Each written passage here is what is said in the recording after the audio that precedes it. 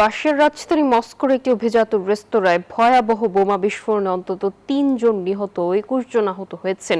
দেশটির জাতীয় সন্ত্রাস বিরোধী কমিটির দাবি, বিস্ফোরক বহনকারী এক নারী এর সঙ্গে জড়িত।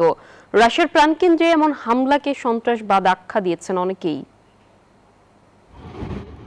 মস্কো জুড়ে থমথমে পরিবেশ, আতঙ্কে ছুটছেন সাধারণ মানুষ।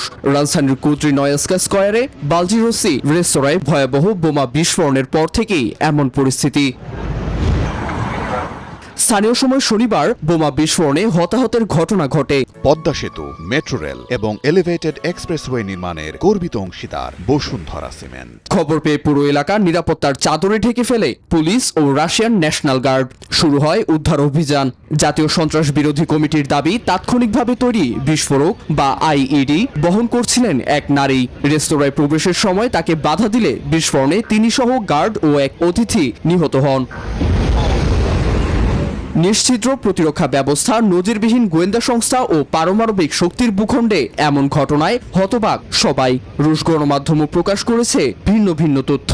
রুশ ভাষার সংবাদ মাধ্যম ও টেলিগ্রাম চ্যানেল অ্যাস্ট্রা বলছে, এক জেনারেলের জন্মদিনে হামলার পায়তারা চলছিল। আবার এমনও ধারণা করা হচ্ছে, বিস্ফোরক বহনকারী নারী নিজেও হয়তো জানতেন না তার কাছে বোমা রয়েছে।